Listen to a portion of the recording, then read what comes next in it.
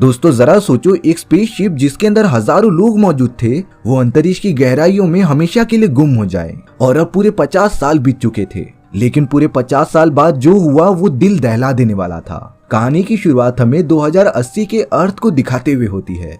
हालांकि इंसान टेक्नोलॉजी के मामले में काफी आगे बढ़ चुके थे, लेकिन उन्होंने ही पृथ्वी का वातावरण पूरी तरीके से खराब कर दिया होता है।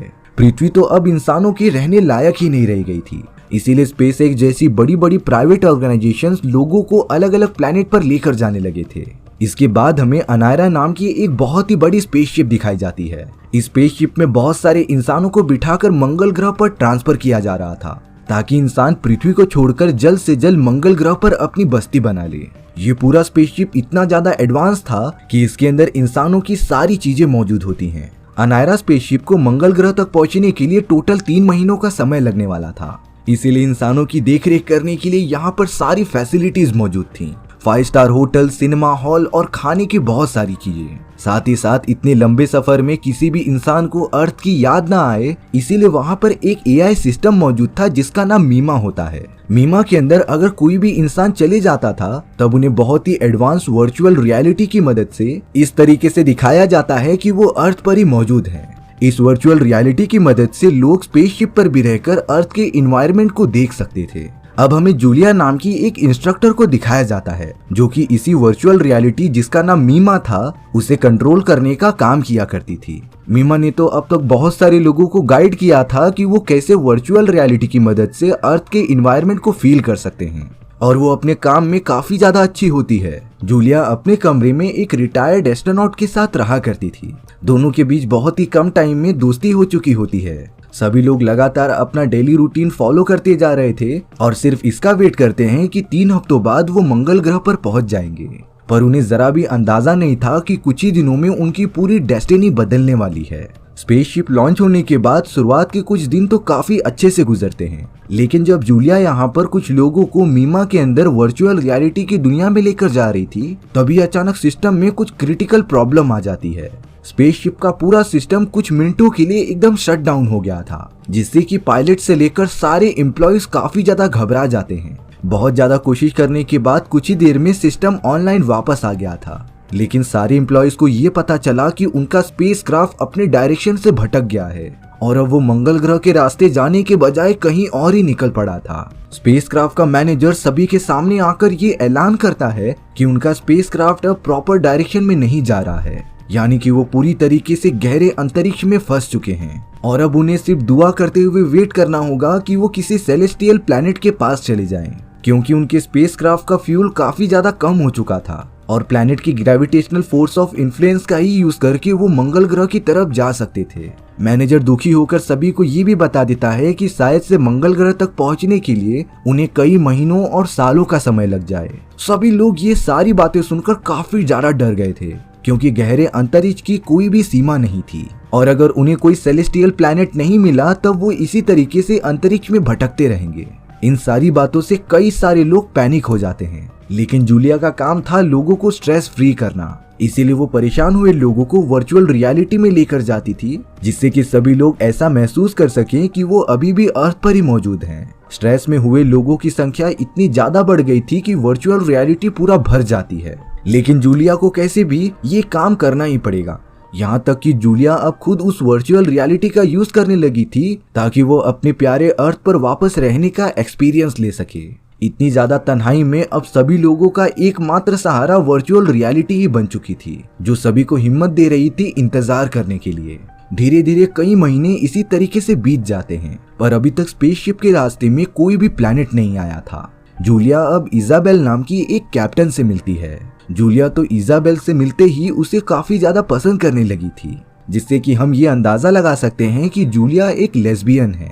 अब जूलिया के रूम में जो एस्ट्रोनॉट रहती थी वो उसे बताती है कि हमारा स्पेसक्राफ्ट जिस रास्ते पर आगे बढ़ रहा है वहां पर दूर दूर तक कोई भी प्लैनेट ही नहीं मौजूद है, जिसका साफ साफ मतलब ये था कि वो हमेशा के लिए अंतरिक्ष में गुम हो चुके हैं। हालांकि ये सारी बातें मैनेजर को पहले से पता थीं, लेकिन लोग और ज्यादा न घबराएं इसीलिए उन्होंने किसी को भी नहीं बताया था। जूलिया तो बहुत ही ज्यादा घबरा कर डरने लगती है, इसीलिए वो तुरंत वर्चुअल रियलिटी की दुनिया में जाकर अर्थ के वातावरण को देखने लग जाती है।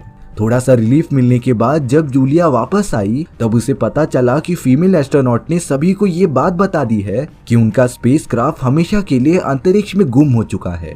ये सारी बातें बहुत ही जल्दी सभी लोगों में फैल चुकी थीं और अब जिसका डर था वही होना स्टार्ट हो गया था। सभी लोग अपने जीने की उम्मीद पूरी तरीके से छोड़ चुके थे।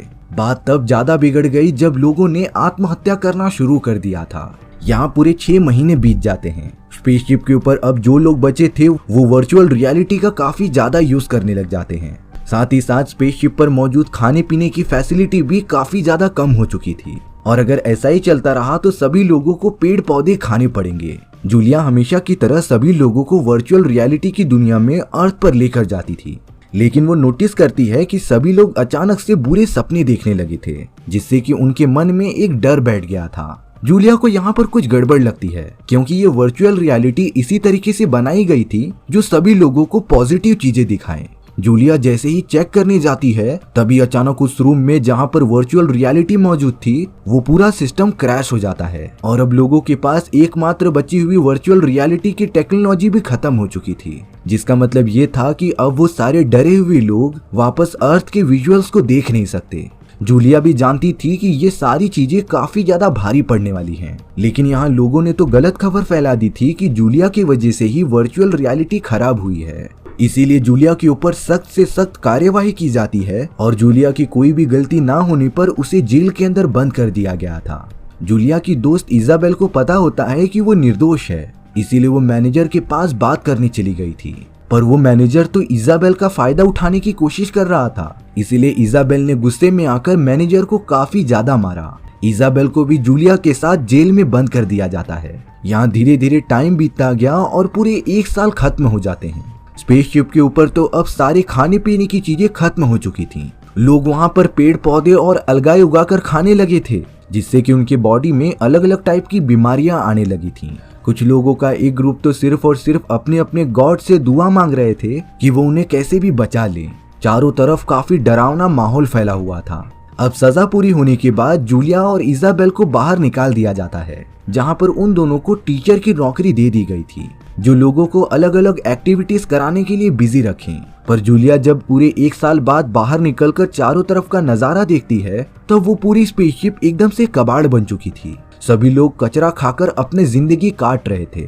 बचे हुए इंसानों के अंदर जरा भी उम्मीद नहीं थी कि उनका स्पेसशिप प्लैनेट के पास पहुंच भी पाएगा कि नहीं। जूलिया और इजाबेल लोगों के एक ऐसे ग्रुप में शामिल हो जाते हैं जो बचे हुए लोगों के साथ वो सारी चीजें कर रहे थे जो इंसान को करनी चाहिए। सबसे पहले वो सब एकजुट होकर दुआ मांगते हैं और फिर मेल और फीमेल एक दूसरे के साथ इंटीमेट होने लग गए थे, क्योंकि यही इंसानियत की शुरुआत थी। सभी लोग अपने अंतिम क्षणों को काफी अच्छे से जी रहे थे। अब हमें ये पता चलता है कि इजाबेल प्रेग्नेंट है, जिसकी वजह से इजाबेल काफी ज्यादा डरी हुई लग रही थी। अब कई साल बीत जाने के बाद स्पेसशिप की एम्प्लॉइज को ये पता चला कि उनसे कई दूरी पर एक बहुत ही बड़े ऑब्जेक्ट को देखा गया है, जिससे लगातार सिग्नल्स आ रहे थे।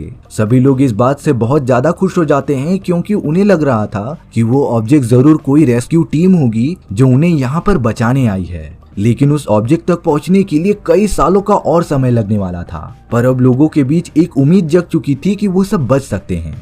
यहाँ इजाबेल का एक प्यारा सा बच्चा भी हो चुका था। इजाबेल तो शुरुआत में अपने बच्चे को पाकर काफी ज्यादा खुश हो रही होती है, पर धीरे धीरे वो काफी ज्यादा सोच में पड़ गई थी। अब वो समय आ चुका था जब उनका स्पेसक्राफ्ट ऑब्जेक्ट के पास पहुंचेगा। स्पेसक्राफ्ट की स्पीड को काफी तेज करने के लिए सभी लोगों को अपने चैम्बर में भेज दिया गया था। और अब जैसे ही स्पेसक्राफ्ट रेस्क्यू टीम के पास पहुंचता है, उन्होंने नोटिस किया कि रेस्क्यू शिप के अंदर कोई भी मौजूद है ही नहीं, जिसका सीधा सीधा मतलब ये होता है कि उन सभी का सालों से इंतजार बेकार चला गया। पर स्पेसक्राफ्ट के एम्प्लॉयज सभी लोगों को फिर से ये बात नहीं बताते। एटलीस्ट इन सारी चीजों से लोगों को एक होप मिली थी, जिससे कि उन्हें लग रहा था कि वो सब बच सकते हैं। पर एक दिन ये सच्चाई तो लोगों के सामने आ ही जाएगी। लेकिन यहाँ लोगों को स्ट्रेस फ्री रखने के लिए इजाबेल और जूलिया ने मिलकर एक ऐसी होलोग्राफिक टेक्नोलॉजी बनाई जिससे कि स्पेसक्राफ्ट के बाहर हमारी पृथ्वी जैसे ही नकली इन्वायरमेंट को बनाया जा सके। जूलिया ये करने में कामयाब भी हो जाती है, पर वो जैसे ही इजाबेल को ये बात बताने के लिए आई, तभी उसने देखा कि इजाबेल ने अपने साथ साथ अपने बच्चों को भी जान से मार दिया है। जूलिया काफी ज्यादा रोने लग जाती है। इजाबेल ने आत्महत्या इसीलिए की क्योंकि वो इस हालत में अपने बच्चे को बड़ा नहीं करना चाहती थी। इजाबेल की तरह बहुत सारे लोगों ने आत्महत्या कर ली थी, क्योंकि घुट घुट कर मरने से अच्छा एक ही बार में अपनी जान दे दो। कई सालों के वेट करने के बाद भी अभी भी उनके स्पेसशिप को कोई भी प्लैनेट नहीं मिला होता। और अब हमें स्पेसक्राफ्ट पर बचे हुए कुछ लोग दिखाए जाते हैं जिनका शरीर पूरी तरीके से सूख चुका था। वो सब अपनी आखिरी सांसें ले रहे होते हैं। पूरे के पूरे 50 साल बीतने के बाद हमें स्पेसक्राफ्ट दिखाया जा रहा था जो फाइनली एक बहुत ही बड़े प्लैनेट के पास से गुजरता है। स्पेसक्राफ्ट के अंदर ऐसा कोई भी इंसान मौजूद नहीं था जो अभी तक जिंदा हो सके, और हमारी ये दिल दहला देने वाली कहानी यहीं पर खत्म हो जाती है। सो व्यूअर्स, आपको ये स्टोरी कैसी लगी कमेंट सेक्शन में बताना भूलना मत। और अगर आपको मेरा एक्सप्लेनेशन 1% भी अच्छा लगा होगा ना, तो वीडियो को लाइक एंड चैनल को सब्सक्राइब जरूर कर देना। मिलते हैं नेक्स्ट वीडियो में। सी या।